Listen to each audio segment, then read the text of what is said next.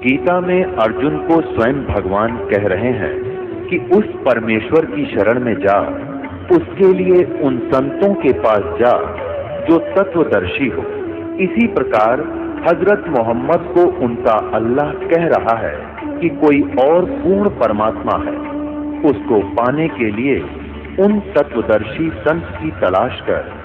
वो प्रभु कौन है, ये जानने के लिए कृपया अवश्य सुनिए जगत गुरु तत्वदर्शी संत रामपाल जी महाराज के अमृत वचन।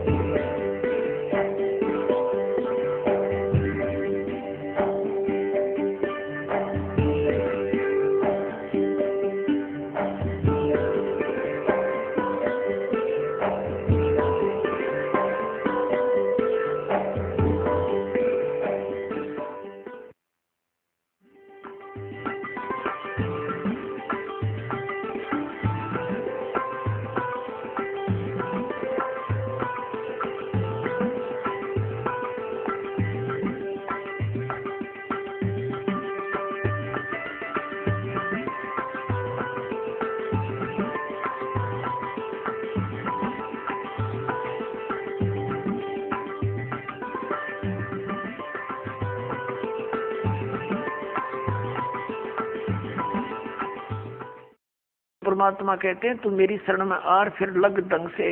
कहते हिड़की दे दे रोएगी सुरता, आत्मा को कह रहे हैं जब तू चल लेगी अकेली। जिस परिवार को अपना मान रहा था वो तो यहीं रह गया, तेरी बांह पकड़ के ले जाएंगे यम के दूत। फिर नो क्या पछाड़ खा खा रोएगी तू आत्मा, क्योंकि तेरा कोई संभालने वाला होगा नहीं, तेरा भगवान परमात्मा साथ दे नहीं, क्योंकि आपने उसकी साधना की नहीं विधिवत। और यदि आपने सत भक्ति कर रखी है और आपका यहाँ से जाना भी तो है ही सभी ने, लेकिन मालिक आपके साथ खड़ा पाओगा जब कहेगा बेटा मेरे साथ। और यम के दूत दूर हो जाएंगे, नो एक दूर प्रति 100 कोस दूर खड़े पाओगे। तो हमने उस दिन की भी अब थोड़ी सी चिंता करनी चाहिए जब संसार छोड़ कर चलेंगे।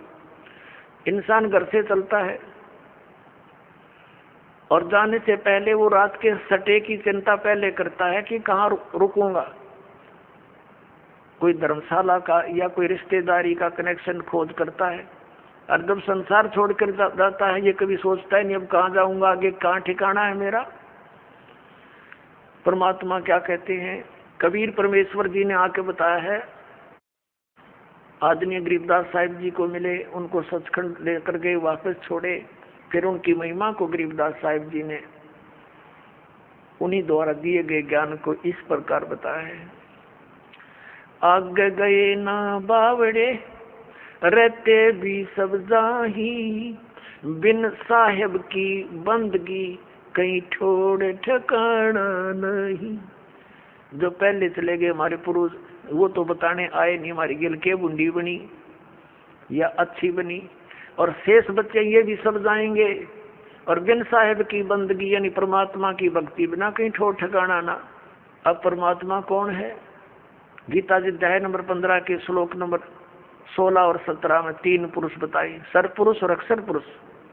सरपुरुष ये ब्रह्म है, अक्षर पुरुष ये पर ब्रह्म कहलाता है।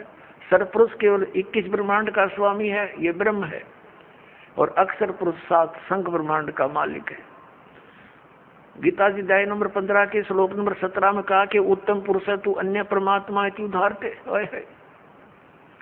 वो इन दोनों से श्रेष्ठ परमात्मा वास्तविक भगवान तो कोई और है जिसको परमात्मा कहते हैं, और वही तीनों लोकों में प्रवेश करके सबका धारण पोषण करता है। अपने आत्मा हमने अब परमात्मा की भक्ति बिना, अब हमारा परमात्मा हमारा साहिब कौन है, कबीर साहिब है, वो परम अक्षर ब्रह्म है, उसका कभी विनाश नहीं होता। उसकी साधना करने वाले प्राणी फिर लौटकर कभी संसार में जन्म मृत्यु में नहीं आते। गीता जी अध्याय नंबर 18 के श्लोक नंबर 62 और गीता जी अध्याय नंबर 15 के श्लोक नंबर 4 में यह कंसेप्ट क्लियर है। गीता ज्ञानदाता कहता है कि उस परमेश्वर की शरण में जाओ, उसकी कृपा से तो परम शांति को और सनातन परम धाम को प्राप्त होगा। और जहाँ जाने के बाद साधक फिर कभी लौटकर वापस संसार में नहीं आते। उस परमात्मा की भक्ति करो, वो गीता ज्ञानदाता से दूसरा है, अन्य है। अब क्या बताते हैं कि बिन साहेब की बंदगी कहीं ठोर ठिकाना ना। यदि हम ब्रह्मा विष्णु महेश या ब्रह्म या परब्रह्म यानी अक्षर पुरुष की भक्ति करते हैं तो जन्म मृत्यु सदा बनी रहेगी। इनकी भी जन्म मृत्यु है और इनके अंतर्गत जितने प्राणी हैं उनकी भी, इनके साधकों की भी जन्म मृत्यु सदा बनी रहेगी। अब जैसे आप जी यहाँ खूब आराम से रह रहे हो, बच्चे हैं, पोते हैं, पोतियां हैं, या वैसे अभी बच्चे छोटे हैं, पढ़ रहे हैं, माता पिता हैं, या विवाह हुआ है तो आशाएं हैं संतान हो उसकी, उनके ऐसे परवरिश करूंगा। तो यहाँ से तो एक दिन चलो चलो होगी, कभी भी हो सकती है वो चलो। अब यहाँ से मृत्यु हुई, पुण्य पाप के आधार से, पुण्य के आधार से स्वर्ग गए। स्वर्ग का भी सीमित समय है, जैसे यहाँ का समय है। वो समय पूरा होते ही वहां से कहेगा चलो बाई फोर्स, जैसे यहाँ से जबरदस्ती मृत्यु होती वहां भी जबरदस्ती बाई फोर्स। फिर नरक में ठोक दिए जाएंगे पाप कर्मों के आधार से। जब पाप कर्म पूरे होते वहां से चलो नरक से गधा बनो, गधे की योनि पूरा होते ही समय फिर कुत्ता बनो चलो, और कुत्ता की समय पूरा होगा फिर चलो सूअर बनो, और फिर चलो मनुष्य बनो, और फिर चलो स्वर्ग में, फिर चलो नरक में। तो यहाँ परमात्मा कहते हैं आगे गई ना बावड़े और रहते भी सब जा, अर्दन साहिब की बंदगी कितने छोट ठिकाना ना, सब चलो चलो हो रही है। तो चलो चलो का नाश अब होगा, इस ज्ञान से होगा, कबीर भगवान से होगा, और इस सच्चे नाम से होगा जो दास के पास उपलब्ध है। और इसका एक बेनिफिट और होगा हमें कि हमारे इस जीवन में हमारे परिवार की आपदाएं भी टलेंगी। आपकी आयु शेष नहीं है, आपकी आयु बढ़ाएगा ये वो भगवान है जो उम्र भी बढ़ा देता है। आपके बच्चों की, आपके परिवार की रक्षा करेगा, आपके रिश्तेदारी तक भी परमात्मा आपको दुखी ना होने के कारण वहां तक भी आपके रक्षा करेगा कि मेरी आत्मा को चोट ना पहुंचे, वहां तक सुख देने की चेष्टा करेगा। ये ऐसा परम पिता है, ये कबीर भगवान है। अब प्रश्न चल रहा है, ये सौदा फिर ना ही संतो यो सौदा फिर ना ही, लोहे जैसा ताव जात है काया देश राही। तीन लोक और भवन चतुर्दश सब जग सौदे आही, और दुगने तिगने किए चौगने किन्हू मूल गवाही। ओए होए, ये मनुष्य शरीर ऐसा जानो जैसे कारीगर होते हैं। जैसे हम किसान परिवार में जन्म था दास का, घर वाले कह देते थे कि जाओ ये हल की जो थाली है इसको नुकीली बनवा के लानी है, लोहार के ले जा। लोहार के ले जाते थे, वो भट्ठी में दे देता था उसको, और एरण को घुमाता था। जब वो बिल्कुल लाल हो जाती थी थाली, कुछ जो हल में लोहे की है, डंडा सा इतना लंबा, और वो जब कति गर्म हो जाती थी तब तुरंत निकाल कर और एरण पे धर देता था और कहता था घन लगाओ, जोर जोर से मारो ना ठंडी हो जाएगी, फिर कोई फायदा नहीं। तो तुरंत यानी गर्म लोहे पर तुरंत चोट मार के उसको बिल्कुल नुकीली बनाकर और दे देता था। ऐसे ही गर्म लोहे पर चोट लगाकर ये लोहार लोग, कारीगर, जैसे ये पेचकस वगैरह वो जो भी पलटा चम्मच ये बनाते थे। तो जब गर्म है, गरम गरम पर चोट लगा दी, लोहे के साथ ताव है ये, तो वो तुरंत उसका जो बनाना चाहते वो बन जाता है। जरा सा ठंडा हो जाए तो बेशक उस पर हथौड़े मारे जाओ, उसका कोई यूज नहीं, बांगा टेढ़ा बन जाएगा। तो इसी प्रकार परमात्मा ने बताया कि ये आपका मनुष्य शरीर जब तक है ये लोहा गर्म है आपका, और इस गर्म लोहे पर चोट मार गए तो कुछ बन जाएगा नहीं। ये लोहा ठंडा हो गया, मृत्यु होगी, फिर तबांगे टेढ़े मुंह हो जाए कुत्ते गधे सुअर के, वह वस्तु नहीं बनेगी जिसके लिए ये गर्म लोहा हो कर रखा था। तो ये जब तक ये लोहे जैसा ताव जात है और काया देश राही, ये मनुष्य जीवन आपका बर्बाद हो रहा है, इसको संभाल ले। फिर क्या बताया है कि तीन लोक और भवन चतुर्दश ये सब जग सौदे आही, और दुगने तिगने किए चौगने किन्हू मूल गवाही। पुण्यात्माओं, जैसे कोई बिजनेसमैन 10-5 लाख रुपए लेकर के दूसरे शहर में जाता है, वो उस मूल धन है उसका वो 5 लाख रुपए, वहां जाकर किसी धर्मशाला में या होटल में कोई कमरा किराए पर लेता है। उसने वहां जाकर के उस मूल धन को दुगना तिगना चौगुना बनाने के लिए बिजनेस करना चाहिए, जो उद्देश्य लेकर वो गया है। तो जो उससे वो लाभ उठाता है, सौदा करता है, बेचता है, करता है, तो दुगने तिगने बना रहा है। और यदि कोई उस मूल धन को, उस मूल धन से ही गुटी लगा रहा, शराब पीता है, किराए होटल का किराया भी दे रहा है, गुटी लावर खावे, अच्छा मालस हो जावे, तो वो अपने मूल का नाश कर रहा है, मूल धन को बर्बाद कर रहा है। तो जो उद्देश्य लेकर गया था 5 लाख रुपए के, उसने 15 लाख बना लिए, तो वो हो गया सफल। और जिसने मूल धन का भी नाश कर दिया वो हो गया असफल, और वो बन गया कर्जवान और मजदूर। जैसे किसी से कर्ज लेकर जाते थे पहले पुराने समय में, वो क्या करते थे, कोई गरीब व्यक्ति उसका कर्ज वापस नहीं दे सकता था ऋण, तो उसको मजदूर लगा लिया करते थे कि मेरी मजदूरी कर, पूरे कर। तो परमात्मा कहते हैं ये मनुष्य जीवन आपको श्वास की पूंजी मूल धन मिला हुआ है, इस मूल धन से आपने दोगुने तिगने चौगुने करने चाहिए थे। और जिसको सत्संग सुनने को नहीं मिला, उन्होंने अपने मूल का नाश कर दिया। परमात्मा कहते हैं कि दुगने तिगने किए चौगने किन्हु मूल गवाही, यो सौदा फिर नाही संतो, यो सौदा फिर नाही।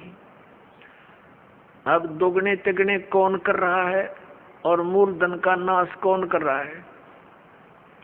दुगने तिगने वो कर रहे हैं प्राणी जो सत्संग को समझकर परमात्मा का उपदेश ले लेते हैं, भक्ति करते हैं, दान करते हैं, सेवा करते हैं, परमात्मा की भक्ति करते हैं। वो अपने इस मनुष्य जीवन की पूंजी को दुगना तिगना चौगुना बना रहे हैं, वो साहूकार हो रहे हैं।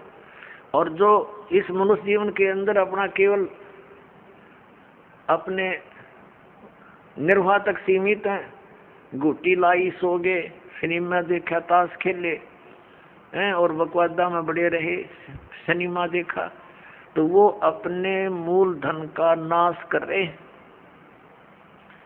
उसके बाद फिर परमात्मा क्या बताते हैं, जो भक्ति नहीं करते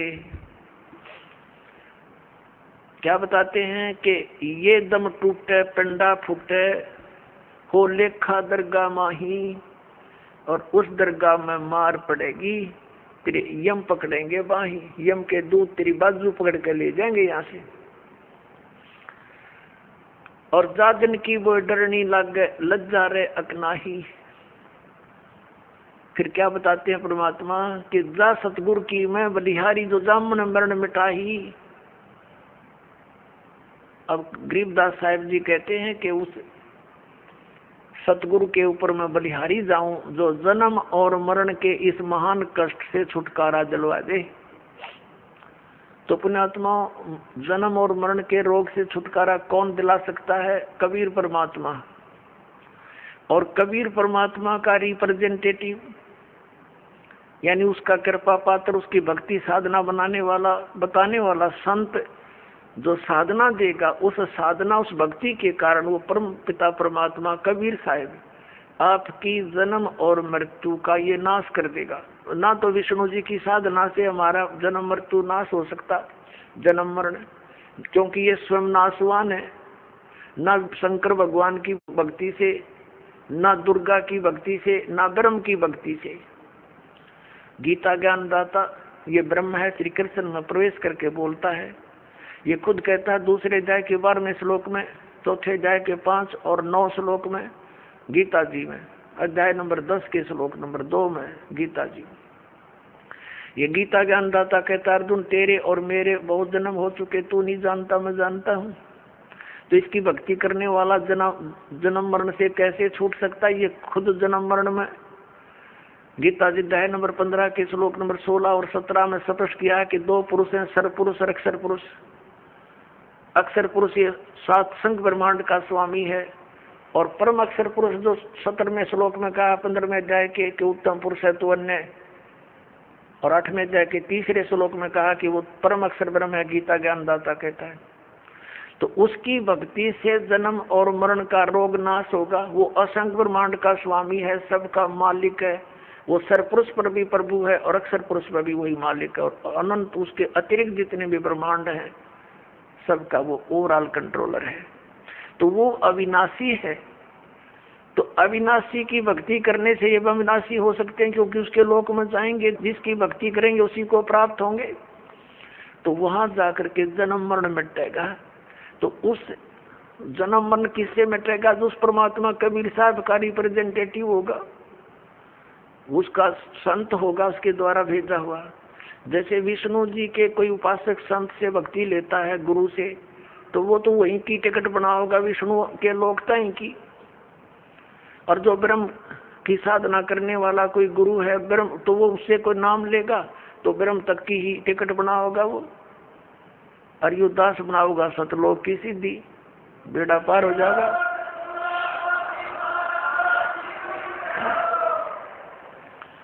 अब फिर क्या बात याद दिलाते परमात्मा? जा सतगुरु की मैं बलिहारी, जो जामन मरण मिटाही। यदि सत भक्ति ना की तो फिर क्या होगा कि बांध पिंजड़ी आगे धर लिया, कुल के लोग जंगल में ले जाके दिन ना ठोक जराई। बांध पिंजड़ी आगे धर लिया, फिर मरगट को ले जाही। और मात पिता तेरा कुटुंब कबीला मसलत एक ठहराई। एक सलाह बन गई सबकी के मर गया भाई, उठाओ उठाओ उठाओ जल्दी करो, कोई लकड़ी ढूंढ लग जाएगा और कोई उसने उठाकर पटदे जा धरेंगे शमशान घाट पे। कहते हैं मात पिता तेरा कुटुंब कबीला मसलत एक ठहराई, और बांध पिंजड़ी आगे धर दिया मरगट को ले जाई। अग्नि लगा दिया जद लंबा फूक दिया उस ठाई। अब कर दिया काम, वो शरीर नाश तो करना ही था ना, तो उसमें कीड़े चल जा। ये तो ऐसा शरीर है। इस मिट्टी से हमने सोना बनाना था भक्ति करके, और केवल ये पशु पक्षियों जैसे कर्म किए इस मनुष्य शरीर से हमने नाश कर दिया इस भक्ति का, इस मूलधन का। और फिर आगे की बनेगी जो भक्ति नहीं करके जाते, उसकी आगे कितनी लंबी कहानी बताई है। अब देखो इन नकली गुरुओं ने, हमारे धर्म गुरुओं ने हमारी कैसे दुर्गति करवा रखी है। परमात्मा बताते हैं, गरीबदास साहिब जी परमात्मा से प्राप्त ज्ञान को कैसे डिफाइन करते हैं कि मरने वाले का कर दिया अंतिम संस्कार, उसकी तब मिट्टी भी नहीं छोड़ी, ठाकर नहर में गिराए। और फिर कहते हैं फिर पुराण बांध के पंडित आगे और पीछे गुरुड़ पढ़ाई। अपने आत्माओं परमात्मा हमें याद दिलाते हैं कि मृत्यु के उपरांत जो गरुड़ पुराण का पाठ किया जाता है उसका लाभ क्या होगा। गरुड़ पुराण के अंदर ये लिखा हुआ है कि जो प्राणी भक्ति नहीं करता और ना वो दान पुण्य करता विधिवत, तो यम के दूत पकड़ कर ले जाते हैं, ऐसे रास्ते से ले जाते हैं उसके तांबे की धरती पर से लोह कति जलते हुए नंगे पैरों जाता है। वहीं पर भंडारे चल रहे होते हैं, अन्य जो पुण्यकर्मी प्राणी तो खाना खा रहे होते हैं, और उसको प्यास और भूख सताती है। यम के दूतों से कहता है मुझे खाना खा लेने दो, तो वो कहते खबरदार तूने खाना नहीं खा सकता क्योंकि तूने पुण्य नहीं किए। वो रोता है, बुरी तरह बिलखता है, बुरा हाल कर ले जाता है। फिर वो कहते हैं एक बार ले चल धर्मराज के पास, और क्या आदेश होता तेरी फिर सेहत बनावेंगे, तो फिर गड़ेंगे। उसका कलेजा फटने को हो जाता है। फिर गरुड़ पुराण में बताया गया है कि जो ऐसे जुल्म करता है उसके हाथ कटता है, वो ऐसे कर्म करता है उसकी आंख फूटती है, वो अंधा होता है। परमात्मा कहते हैं मरने वाला मर गया, उसने जो करना था वो कर लिया। अब वो गरुड़ पुराण मरे पाछे के काम आओगा, उसका जिंदे जी पढ़ाना था ताकि उसको डर लगता, भगवान से भक्ति करता, परमात्मा इन दुखों को याद करके बुराइयों से बचा रहता। अब वो कर्म फोड़ कर चला गया, ईव गरुड़ पुराण का पाठ करा, उनकी सारी उल्टी रीति। अब परमात्मा क्या बताते हैं कि पुराण उठा, फिर पंडित आगे, गुरुजी आगे, और पीछे गरुड़ पढ़ाई। फिर क्या बताते हैं परमात्मा, नर से तू पशुआ की जय गद्दा बैल बनाई, ये 56 भोग कहाँ मन बोरे की तो कुरुड़ी चरने जाई। ओए पुण्यात्माओं, इस काल ने हमारी बुद्धि इतनी कमजोर कर दी, हम ये सोचते हैं कि हमने जो आज ठाठ है मनुष्य जीवन में, जब चाहे भोजन खा ले भूख लगते ही, जब चाहे चाय बनवा के पी ले, काजू किस्म सेब संतरे खावे, हलवे खीर खा लेते हैं। परमात्मा कहते हैं अगर इतनी सुविधा भगवान ने दी है जिसका कुछ काम भी नहीं आ रहा है, यदि आपने सत भक्ति नहीं की, गुरु धारण किया नहीं, तो फिर क्या होगा। नर से तू पशुआ की जय गद्दा बैल बनाई, ये 56 भोग कहाँ मन बोरे की कुरडी चरने जाई। ओए होए पुण्यात्मा, हमारा जो हृदय इतना कट्टर हो गया, इतना ज्ञानहीन हो गया हमारा हृदय में, कि हम ये सुनकर भी यकीन नहीं होता सचमुच हमारी दुर्गति हो जाएगी। और यह सबसे बड़ी भूल जीव का लगी हुई है। ठीक है, स्वयं बुद्धि काम ना करती तो संतों के वचन सुनने चाहिए। अब कई जैसे हम अपने रिश्तेदारों को या कोई मित्र प्यारे से कहा करते, भाई राम नाम ले लो, भक्ति कर लो, हैं गधा बनोगे, कुत्ता बनोगे, वीरन मिट्टी होगी, हैं तो वो क्या कहा करते, किसने देखा है देखी जाएगी। ले कोई बात हुई है। अब मरे पाछे के अर्गद अपने पाछे के देखी जाएगी, फिर तो कुमार देखेगा, डायमंड का बोरा कड़प मारेगा लठ। देखना थी देख, बुराई छोड़ भक्ति कर भगवान की। देखो कोई अंधा जा रहा है किसी कुमार्ग पर, गलत रास्ते पर, आगे से कोई आंखों वाला आ गया और उसको कह रहा कि सूरदास ये तेरा रास्ता ठीक नहीं, बहुत भयंकर बियाबान में चला जाएगा, तुझे खा जाएंगे हिंसक जानवर। अब वो यदि होश में है वो अंधा, तो आंखों वाले की बात पर विचार करना चाहिए कि इसने क्यों कहा ये बात, और तुरंत उस मार्ग को त्याग देना चाहिए। और जब उस दिन पी रखी है भांग, तो वो ये कह सकता है कि देखी जाएगी किसने देखा है। अरे आंखों वाला बता रहा है कि उसने देखा तभी तो वो तुझे सतर्क कर रहा है, और तेरा दुश्मन थोड़ा ही है। अंधे ने दिखा नहीं, आँखें वाले की माना नहीं, तो मर कुएं में पड़ गए। तो ये संत महात्मा जिन्होंने भगवान को देखा और वहाँ का सब विधान से परिचित होकर आए, हमें ज्ञान दिया कि ये जो क्रियाएं तुम कर रहे हो ये तुम गलत रास्ते जा रहे हो, इनको त्याग दो। अब ये संत महात्मा जो थे ये आंखों वाले थे, ये तत्व ज्ञान युक्त आंखें रखते थे, और हम अंधे हैं, तत्व ज्ञानहीन प्राणी हैं, और हम आंखों वालों की नहीं मानेंगे। हमने दिखता ना, और जिन्होंने दिखा उन्होंने बताया उनकी हम मानते ना, तो फिर वही बनेगी जो उस अंधे गेल बननी थी पड़बाड़ में। तो क्या बताते हैं, सुखदेव ने 84 भुगती बना पजावे खरवो, तेरी क्या बुनियाद प्राणी तू पेंडा पंथ पकड़वो। परमात्मा के ज्ञान से हमें पता चलता है कि एक सुखदेव नाम के ऋषि थे, और वो अपनी सिद्धि के कारण आकाश में उड़ जाते थे, लेकिन गुरु धारण नहीं कर रखा था, न सत भक्ति कर रहे थे। पिछले जन्म के पुण्य कर्मों से, भक्ति शक्ति से उसकी बैटरी चार्ज थी, हवा में उड़ जाने की सिद्धि भी थी। एक दिन साधु संत महात्माओं की गोष्ठी हो रही थी और उसको बताया गया, वो स्वयं भी भगवान विष्णु के लोक में गए थे। विष्णु जी ने उनको रिजेक्ट कर दिया था कि आप निगुरे हो, आपका गुरु नहीं है, वापस जाइए, गुरु बनाइए फिर आइए। फिर उसने अन्य संतों से डिस्कस किया तो सभी ने बताया कि सुखदेव जी आपने गुरु नहीं बना रखा, ये सबसे बड़ी भूल है तेरी। ये जो आप आज हवा में उड़कर चलते हो, इसी से आप ये सोच बैठे हो कि मैंने बहुत कुछ पा दिया, ये कुछ भी सांग नहीं है। जब गुरु नहीं बनाया था, गधे की योनि में जाओगे।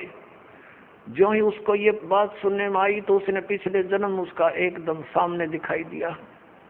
फिर सुखदेव ऋषि ने बताया कि एक समय मैं गधे की योनि भोग रहा था, अंधा हो गया, मेरे मालिक ने छोड़ दिया, लठ मारे घर पे निकाल दिया। चलता चलता एक पगडंडी की अटकल सी लगाता हुआ जंगल में वन में जा रहा था। आगे एक नाला आ गया, एकदम मेरे पैर उस नाले में गिरने लगे। मैंने सोचा छलांग लगा ले, वापस पैर नहीं आ पा रहे थे तो मैंने छलांग लगाई। वो भीड़ा सा नाला था, 2-2.5 फुट का, 3 का, तो मैं बीच में फंस गया। चारों पैर लटके आगे और पीछे थे, उसके नाले की पटड़ियां पर अड़ गया। इक्का दुक्का व्यक्ति जावा था उस रास्ते से, बहुत दूर था नगरी से, तो वो मुझे निकाल नहीं सका, उसने चेष्टा भी नहीं की इक्के दुक्के व्यक्ति ने, और मेरे ऊपर के पैर रखे पार होने लगे, मेरी पुली बना दी। 10-15 दिन तक भुगत कर जीवन अंत हुआ। अब वो दुख याद आते हैं और भक्ति करता हूँ तो यहाँ परमात्मा भी याद दिलाते हैं कि सुखदेव ने 84 भुगती और बना पजावे खरवो, खरवा ने गधा। पजावे होते हैं ऊंचे ऊंचे, ये कुम्हार लोग बनाते थे पहले पुजावा, उसके ऊपर ईंटें बनाते जाते, ऊपर बाहर मिट्टी, उस राख को दूर नहीं डाल सकते क्योंकि और सथा नहीं था, उसी के ऊपर बनाते रहे तो बहुत ऊंचा हो जाता है। तो परमात्मा कहते हैं सुखदेव ने 84 भुगती, बना पजावे खरवो, और तेरी क्या बुनियाद प्राणी, तो पेंडा पंथ पकड़वो, तेरी क्या औकात है बोली आत्मा, तो ये रास्ता पकड़ जो मोक्ष मार्ग है, इस मनुष्य जीवन को नष्ट ना करे। अब यहाँ आदरणीय गरीबदास साहिब जी बता रहे हैं, परमात्मा कबीर जी की तरफ संकेत कर रहे हैं। नर से ती तू पशुआ की जय गद्दा बैल बनाई, ये 56 भोग कहा मन बोरे, कहीं कुरडी चरने जाई। पुणात्माओं, इन सत्संग के वचनों से ये अज्ञान का जामा बैठ गया हमारे हृदय में। इन परमात्मा के इन हथौड़ों से, इस तत्व ज्ञान से ये फूट जाएगा, और फिर सपने में भी डर लगेगा आपको जब आपके ये पाप कर्म को छट जाएंगे। सत्संग के सुनने तक पाप गणे बढ़ गए, इसलिए हमारा यकीन ना होता जो संत बताती है साची होगी, क्योंकि संत साची ही कहा करते हैं। अब आज हम कितना सुंदर आहार करते हैं, और एक छोटे से काम बिना, परमात्मा के नाम बिना, काम करते करते भक्ति करो, चलते फिरते भक्ति करो, ये विधान है। हठ योग कहीं नहीं लिखा किसी सदग्रंथ में। ये हठ योग करते हैं सुबह शाम 2.5 घंटे, ये अपना कर्म बिगाड़ रहे हैं। किसी भी सदग्रंथ में हठ योग करने का विधि नहीं है। अपना काम भी करो और राम भी भजो। नाम उठत नाम बैठत नाम सोवत जागवे, नाम खाते नाम पीते नाम सेती लागवे। फिर क्या बताते हैं भगवान के अपने आत्माओं, इस दास का जन्म एक किसान परिवार में हुआ,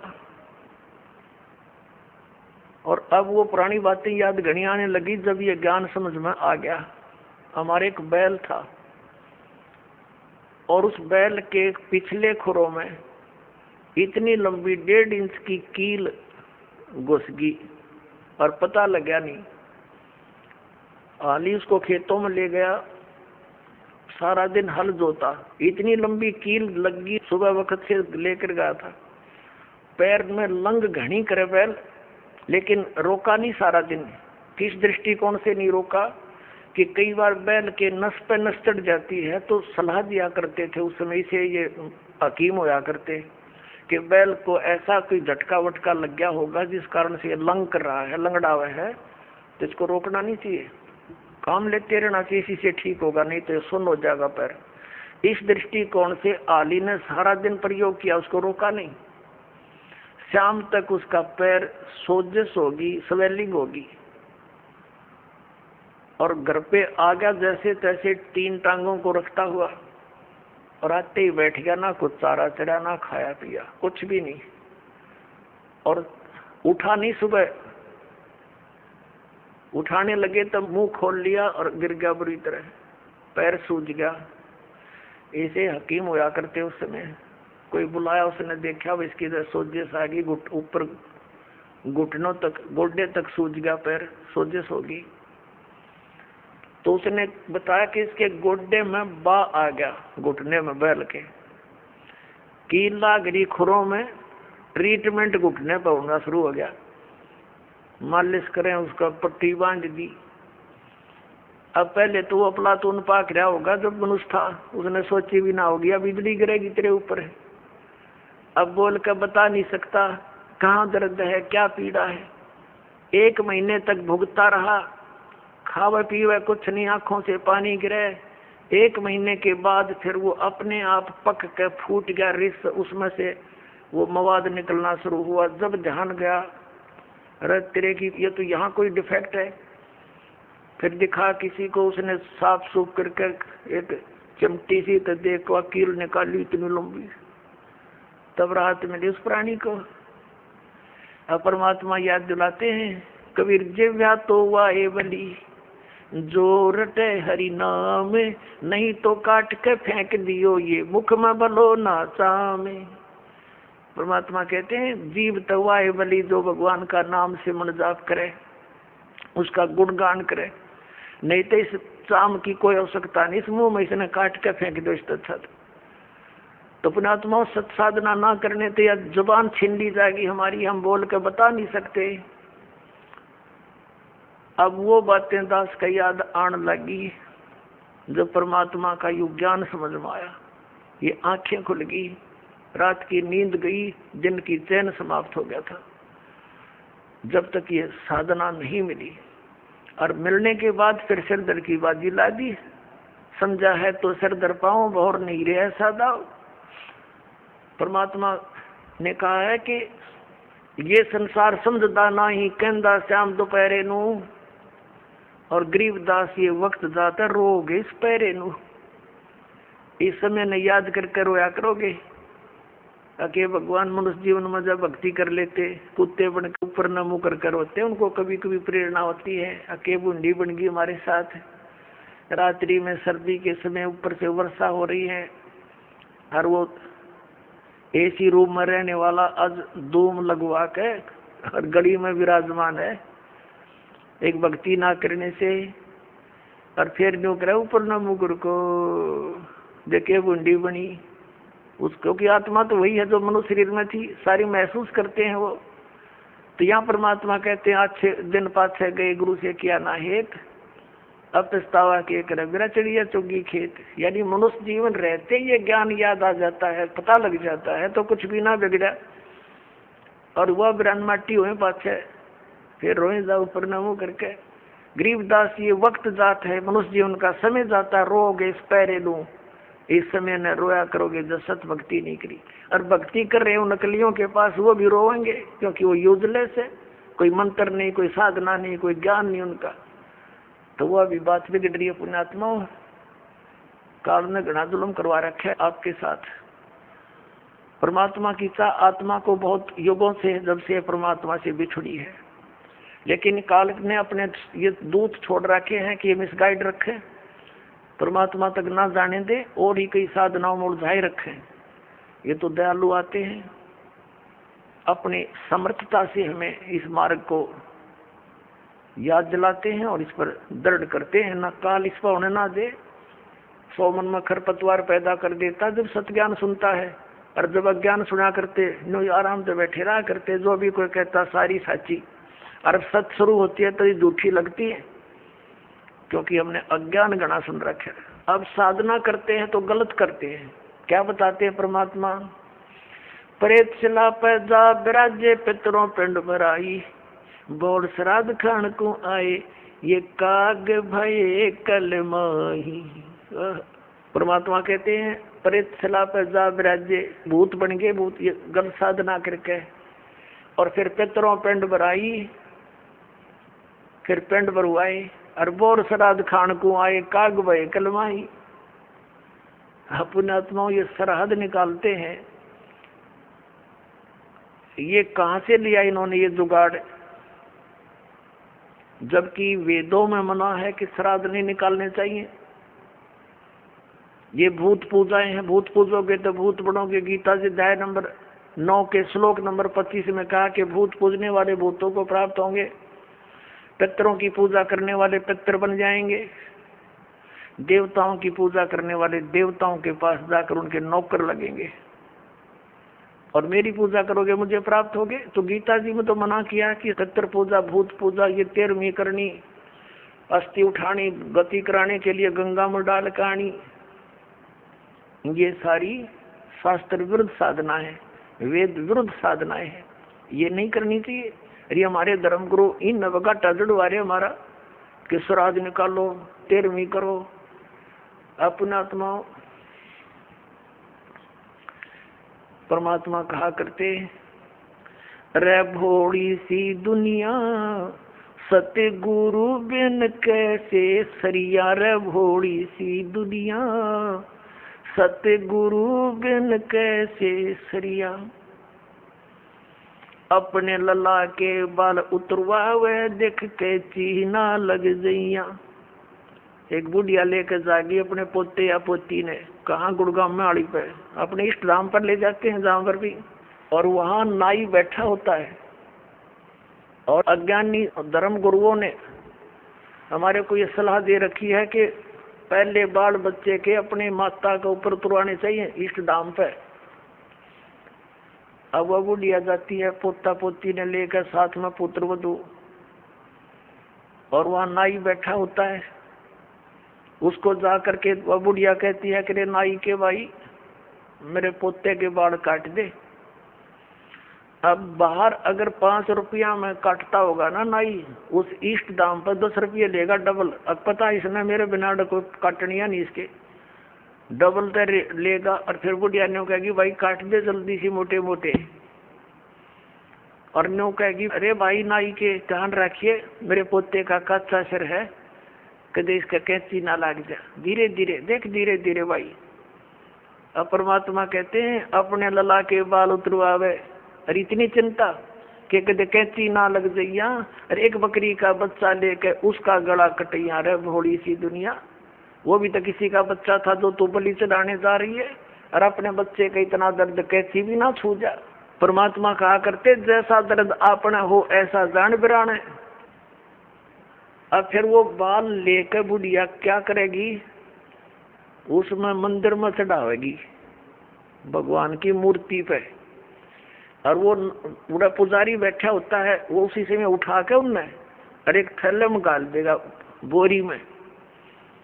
और जब वह बोरी भर जाएगी श्याम ने, उसने उठा के कुरडिया पे फेंका होगा, और कौन सा बैंक में जमा करा होगा उसने बाहर फेंकने उठा के न। तो परमात्मा कहते तुम यही कटाओ, इन्हें यही फेंक दो, इसका कोई यूज नहीं, मूर्ख बना रखा तुम्हारे, धंधा खोल रहे हैं लोग। अपने लला के बाल उतरवावे देख कैंची ना लग जइया।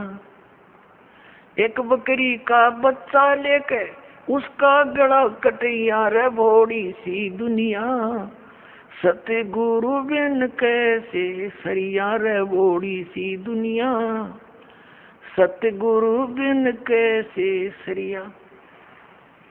कच्चा पक्का भोजन बनावे फिर माता धोकने गैया। कच्चा पक्का भोजन बना के फिर माता धोकने गैया। उस माता ऊपर कुत्ता मुते, वो क्यों ना मर गईया। रे भोड़ी सी दुनिया गुरु बिन कैसे सरिया। रे भोड़ी सी दुनिया गुरु बिन कैसे सरिया। अब हमारी दादी जी माता दुखवाया करती हमारे थे, हमारी काकी ताइयों से माताओं से कहती पौधे मोटे मोटे गुड़ के हुए रोट, और वो थोड़ी देर करती न धर दे न काची पाके, उन्हें पता था कुत्ता न खाने, वो कुर्सी माता उड़ा जीव मैगी। और वहाँ एक माता इतने 2-2.5 फुट की उसकी हाइट, उसके महल की वह मंडी बना रखी होती है, अरे एक चबूतरा सा। और वो बुढ़िया तो ऊपर चढ़ा कर वह तो डाल के उसका आगे परोठे पूरे वापस नीचे उतरने से पहले 3-4 कुत्ते चढ़ जाएंगे उसके ऊपर। पहले तो उस माता के उस भोजन में खाएंगे, और चलते समय उसकी चोटी में धार मार खाएंगे। अब परमात्मा यूं कहा करते कि जय वह माता जिसने तो धोकन गई उसे प्रोटेक्शन की, क्योंकि पूजा तो नहीं कराना, कुछ बचाव करे हमारा, उसके आप शर में कुत्ते मुत्ते तो वह तेरा बचाव क्या करेगी बुढ़िया। अब परमात्मा क्या बताया करते, आप पे लिपे, आप पे पोते, और आप पे बनावे ओई, उस पर बुढ़िया फिर पोते मांगे। देख अकल कहाँ से खोई। एक वही माता देखी हमने पूजती, एक औरत क्या चित्र बना लेती थी दीवार पर, आप पे बनाती, और फिर उसका कागज जोत जात ला के अर्नो कहे, हे वही माता बहू का पोता दिए, पुत्र दिए, दूध पूत में खैर रखिए, है इसलिए तेरी पूजा करूं। परमात्मा कहे आप पे तो वह माता बनाई, आप पे लिपे, आप पे पोते, आप पे बनावे ओई, और उस पर बुढ़िया पोते मांगे। देखा कलकड़े तक खोई तरह के भैया। परमात्मा क्या याद दिलाते हैं कि जाटी पूजे पीपल पूजे, और सिर तुलसा के हो, और दूध पूत में खैर रखिए, नो पूजू हो तो जंडी पूजे और पीपल में पानी चढ़ावे, और फिर तुलसी माता ने पूजे। और उनको किस लिए पूज रही हूँ कि मेरे दूध पूत में खैर रखिए। बता अकल देखो हमारी। ये हमारे धर्म गुरुओं की गाइडलाइन थी हमारे को। ये शास्त्र विदिता का मनमान्य साधना करवा कर सारे भूत बनवा दिए। फिर क्या बताते हैं परमात्मा, जीवित बाप के लट्ठम लट्ठा, और मुए गंग पुचैया, और जब आवे आसुज का महीना, और वो कौआ बाप बनैया रे बोड़ी सी दुनिया। सतगुरु बिन कैसे सरिया। जैसे जीवित बाप के साथ तो खेचा तानी रखे नकम्मी आत्मा है, और मरने के बाद फिर उसकी गति के लिए चलेंगे कहाँ से। देखो पुण्यात्माओं, ये हमारे धर्म गुरु कहाँ से गति कराने लगते हैं मृत्यु के उपरांत। पहले तो यूं कहेंगे कि अस्थि उठाओ और गंगा में प्रवाह कराओ, इसकी गति हो जाएगी। अच्छा क्या करते हैं, एक व्यक्ति नाम ना लिया कर लेवा था, उसकी पत्नी ने नाम ले रखा था, और वो वैसे उसका अपनी पत्नी को मना नहीं करता था, ज्ञान से बहुत कुछ परिचित भी था, लेकिन उसके सामने एक बात आती कि मेरा पिताजी की मृत्यु होगी, और मैं यदि गंगा में अस्थि नहीं डालकर आया तो फिर मेरी आत्मा नहीं मानेगी, तो मैं इसलिए नाम नहीं लूं।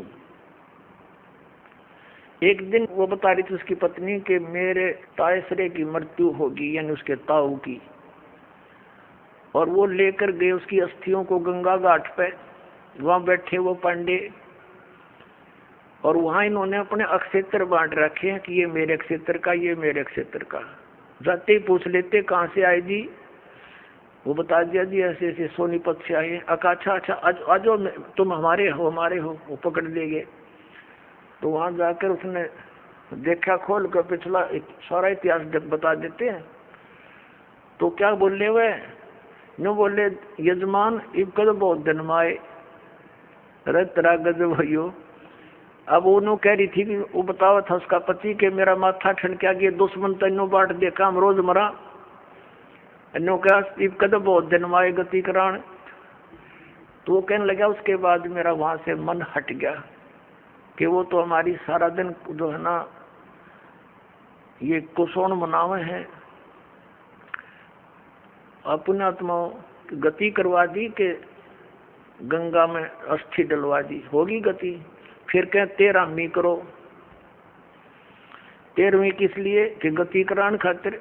अच्छा वह 13वीं भी कर दी। फिर कहें अब इसके श्राद्ध निकालो, पहले प्रत्येक महीने किया करते, फिर छठे महीने और बड़ा व्यवस्था करते थे, और फिर 1 वर्ष के बाद वो कंप्लीशन होता था, उसका समापन करते थे। 1 साल में पूरे वर्ष लगे रहते थे गति कराने। और फिर क्या करते हैं, परमात्मा कहते हैं प्रेत शिला पैदा बिराजे पितरों पिंड भराई, फिर पिंड भरवा दो, पितरों की मुक्ति हो जाएगी। और परमात्मा क्या कहते हैं, जीवित बाप के लट्ठम लट्ठा, हर मुए गंग पुचैया, और जब आया आसुज का महीना, कौआ बाप बनैया रे बोड़ी सी दुनिया। अब फिर आगे श्राद्ध के समय आसुज का महीना। तो जिस तिथि को कोई घर का सदस्य मृत्यु को प्राप्त होता है तो हमारे धर्म गुरु वो तिथि नोट कर लेते हैं, आसोज के महीने में अमावस्या से लेकर पूर्णमासी तक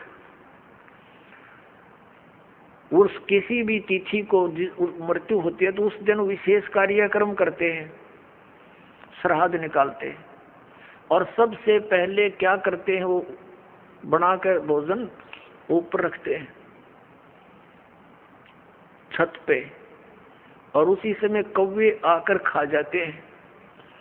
तो वो क्या कहते हैं, हमारे धर्मगुरु, देखो भोग लग गए तेरे पिताजी, हो सकता कौआ बन रहे हो। अरे भले आदमियों, गति करान लागे थे, कौआ बना के छोड़ दिया। ये है इनके साधन। अब परमात्मा कहते हैं, प्रेतशिला पैजा विराजे पितरो पिंड भराई, और बहुत श्राद्ध खान को आए, काग बने कलमाई। आगे क्या बताते हैं, जय सतगुरु की संगत करते सकल कर्म कट जाई, अमरपुरी पर आसन होते जहां धूप ना छाई। अब क्या बताते हैं, जय सतगुरु की संगत करते, सतगुरु मिल जाते तो ये सारे कर्मों तो पीछा छूट जाता, ना श्राद्ध निकालने, ना भूत बनना, ना कौवे और पशु की योनियों में जाना। और फिर क्या होता, अमरपुरी पर, अमरपुरी जिस स्थान का कभी नाश ना हो, सतलोक सनातन परम धाम की प्राप्ति हो जा, जब सतगुरु मिल जा तो, और ये झंझट मिट जा सारे। और ये हमारे गुरुजी धर्म गुरु ने कहा श्राद्ध तो अवश्य निकालना चाहिए। इन्हें तो हमारे कर्म बिगड़वाने का ठेका ले रखा था। पुण्यात्माओं, पवित्र हिंदू धर्म के जो सदग्रंथ हैं, पवित्र चारों वेद और पवित्र श्रीमद् भगवद गीता, और पांचवा वेद जो परमात्मा कबीर जी की वाणी जो उनके मुख कमल से बोला गया, उसमें कंप्लीट ज्ञान है, सभी सदग्रंथों का सारांश है। वो तो इनके हाथ नहीं लगा, क्योंकि संस्कृत के ज्ञाताओं ने वो तो रिजेक्ट कर रखा था। कबीर साहब की वाणी तो एक अशिक्षित की वाणी है, इस करके वो हमारे तक नहीं आने दिया। तो इनमें जो पुराण हैं, ये पुराण क्या चीज है, गीता और वेद, ये चारों वेद, उन चारों वेदों का सारांश श्रीमद् भगवद गीता। लेकिन श्रीमद् भगवद गीता में कुछ अटकल युद्ध कराने के लिए इस काल भगवान ने लगाई है, वो अलग से दिखाई देती है। और जो वेदों से मेल खाता वो गीता जी का ज्ञान खरा है, बिल्कुल सत्य है। तो हमने, क्योंकि वो वेद ज्ञान गॉड गिवन है, परमात्मा का दिया हुआ है, तो हमने परमात्मा के आदेश का पालन करना है। और पुराण क्या है, ये ब्रह्मा जी द्वारा दिया गया ज्ञान, ब्रह्मा जी से सुना, फिर कुछ अन्य ऋषियों ने किसी और से सुना हुआ ज्ञान, वो सब खिचड़ी बना के पुराण बना दी। अब वेदों में इन श्राद्ध आदि कर्म कांड का निषेध है, और गीता जी में निषेध 9वें अध्याय के 25वें श्लोक में स्पष्ट किया है, भूत पूजने वाले भूत बनेंगे। ये देखिएगा, श्रीमद् भगवद गीता, गीता प्रेस गोरखपुर से प्रकाशित है, जयदयाल गोविंद का इसके अनुवादक है। अध्याय नंबर 9 का, ये है अध्याय नंबर 9 श्रीमद् भगवद गीता, श्लोक नंबर 25। देवताओं को पूजने वाले देवताओं को प्राप्त होंगे, पितरों को पूजने वाले पितरों को प्राप्त होते हैं, और भूतों को पूजने वाले भूतों को प्राप्त होते हैं, और मेरा पूजन करने वाले मुझको ही प्राप्त होते हैं। अब ये श्राद्ध कितना आगे फिर, अब आपको दिखाते हैं झलक पुराणों में क्या लिखा है। एक मार्कंडे पुराण है, एक रुचि नाम के ब्राह्मण थे, ऋषि, और उसने वेदों को समझा पढ़ा कि मनुष्य जीवन, ये ज्ञानी आत्मा थे कि मनुष्य जीवन केवल मोक्ष प्राप्ति के लिए प्राप्त होता है। इसलिए उसने ना तो विवाह कराया, ब्रह्मचारी पद पर रहते हुए 40 वर्ष की उम्र होगी थी, और अपना जंगल में वन में रहता था, कोई मकान झोंपड़ी भी नहीं डाल रखी थी, ये सोच करके मोक्ष प्राप्ति करानी है, और ना क्या संग्रह करना है, 2 दिन का जीवन है। अब वो वेदों अनुसार साधना कर रहा था, रुचि ऋषि, और उसके जो पिताजी, दादाजी, परदादाजी, चौथा दादाजी, वो मर चुके थे, वह भूत बन रहे थे, और वो भी ऋषि थे, ब्राह्मण थे, उनने भी ये कर्म कांड करे और करवाए थे, तो भूता बनेंगे वह। तो वो चारों दिखाई दिए और कहा, बेटा तूने विवाह क्यों नहीं करवाया? विवाह करवा के तुम हमारा श्राद्ध करता है और हमारी गति हो जाती। अब रुचि कहने लगा कि पितामहो, वेद में तो ये मना कर रखा है, ये श्राद्ध श्रुद्ध निकालना, ये कर्म कांड करना, ये तो मूर्खों का मार्ग है। और वो पितर भी कहते हैं, बेटा है तो ऐसा ही, इसमें कोई संदेह नहीं, मिथ्या नहीं है, सच्चाई है। लेकिन हमारा क्या होगा? एक तुम बाढ़ में जाओ, थारा क्या होगा? आप मरे, अरे पुत्र और मरवाने के लिए तैयार करे। या देखो मार्कंडेय पुराण, ये गीता प्रेस गोरखपुर से प्रकाशित है, गीता प्रेस गोरखपुर से प्रकाशित है। ये गीता प्रेस गोरखपुर से प्रकाशित है। ये 242 पृष्ठ पे संक्षिप्त मार्कंडेय पुराण,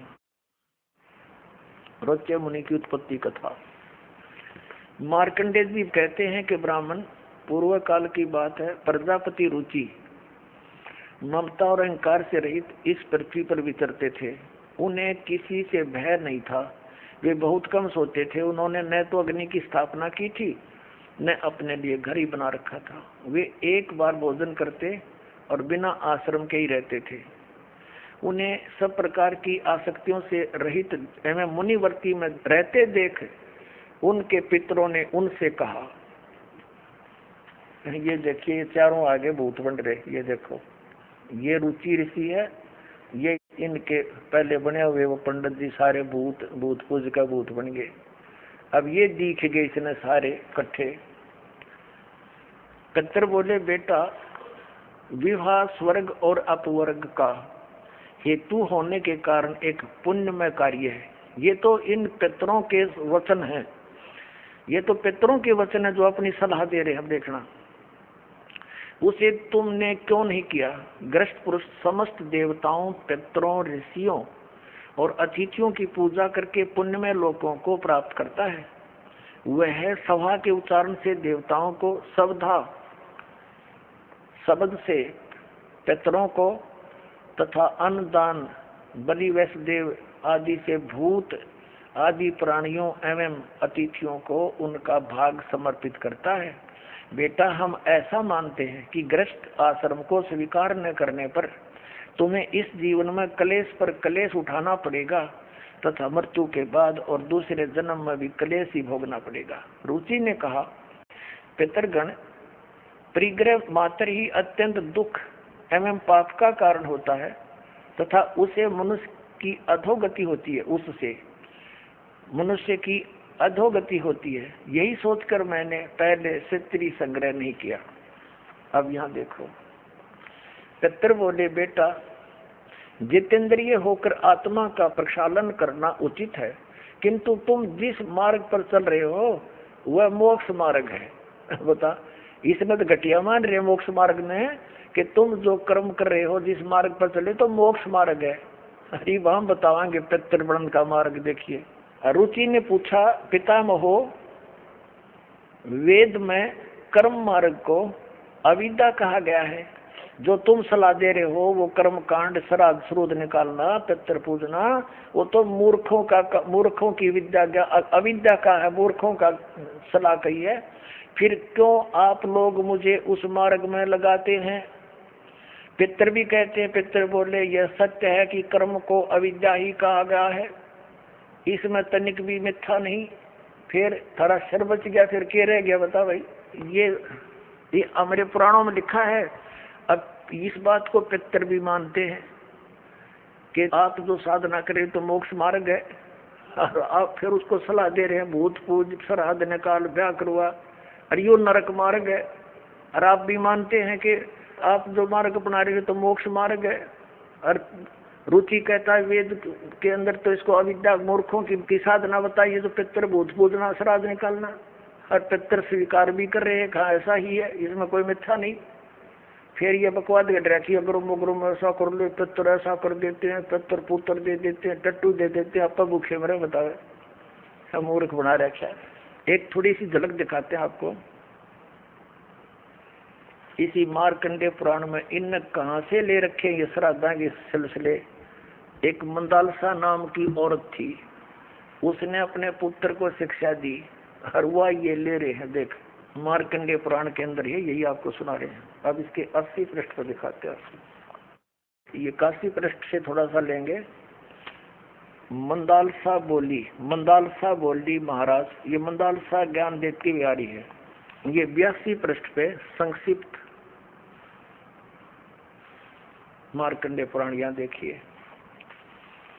अब ये क्या सलाह दे रही है कि जो पितर देवलोक में है और जो त्रिक योनियों में ये पशु पक्षी बने हुए हैं, और जो मनुष्य योनियों में एवं भूत वर्ग में स्थित हैं, भूत बन रहे हैं, और वे पुण्यात्मा हो या पापात्मा, जब भूख प्यास से विकल होते हैं तो वे अपने कर्मों में लगा हुआ मनुष्य पिंड दान तथा जल दान के द्वारा उन्हें तृप्त करता है।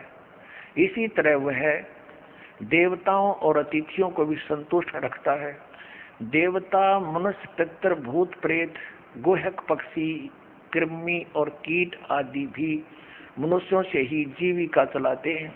अब ये क्या बता रही है कि चाहे तो वो जो पितर देवलोक में है, जो त्रिक योनिया में पड़े हैं, और जो मनुष्य योनियों में यानी भूतादि पितर पैतर बन रहे हैं, वे पुण्यात्मा हो या पापात्मा, सब भूखे प्यासे मरते रहते हैं।